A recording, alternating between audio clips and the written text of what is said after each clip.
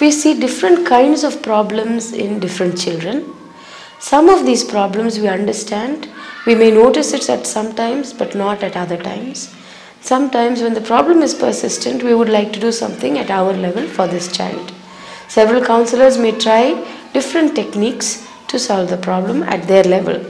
Sometimes it is possible to do it but only for a brief period.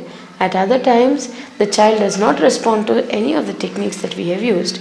At such times, how do we handle this? What should we do? That's a question that we are often faced with. The most important thing is to be able to identify such children and to be able to refer them on to somebody else.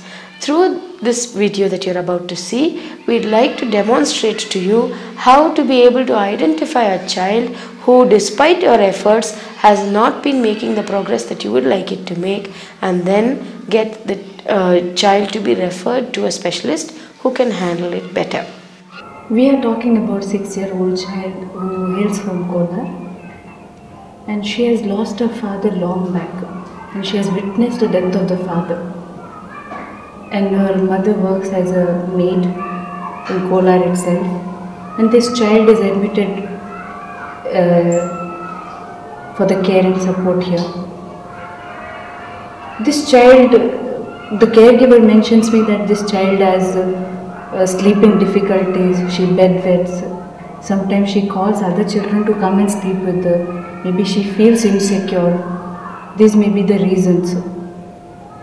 And you know that we have found it difficult to work with her. We worked drawing as a tool, and we found out some of the things that she has gone through in her life. She fell in the water, and that was scary for her.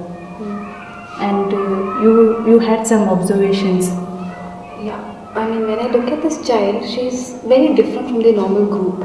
I don't say she's behaves abnormally, no, I don't say that, but she's very different in the sense, at one time she's very over the place, bubbly, and pulling the caretakers or the teachers' dupattas or the hair, and at the same time she goes blank, she goes mute, and she doesn't talk. Initially I thought it was the language which she doesn't understand, but when talking to her in Kannada, I found the same reaction.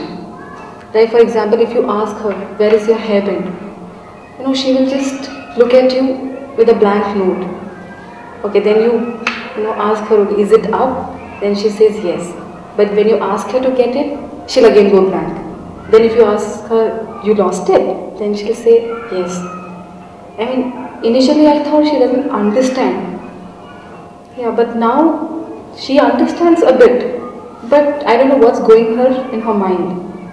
She just goes blank, and at one time she's just so active that you will not be able to make out, oh, is it the same child with whom you find so difficult to work with. By the other end, she's just different. Yeah, in one of the group sessions, I observed her, she was isolated there. Yeah. Sometimes she relates well with the kids of her own group, but sometimes not.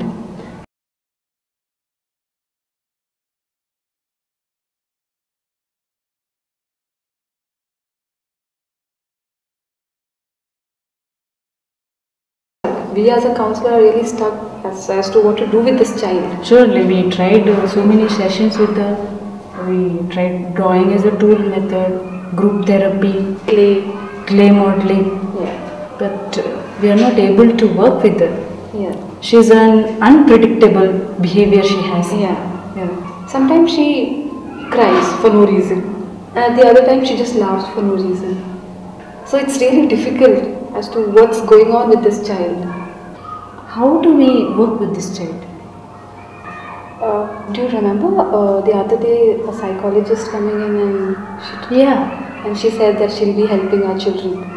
Yeah, Tuesday she comes. Yeah, that is what she said. So let's do one thing. Why not contact her and fix an appointment? Yeah, maybe after the school it is feasible for the child. Because it shouldn't interrupt the activities the children are doing. Yeah.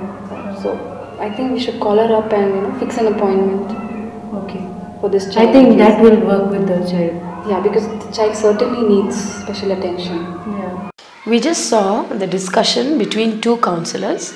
They were discussing about a child who had special problems that they felt required further assistance.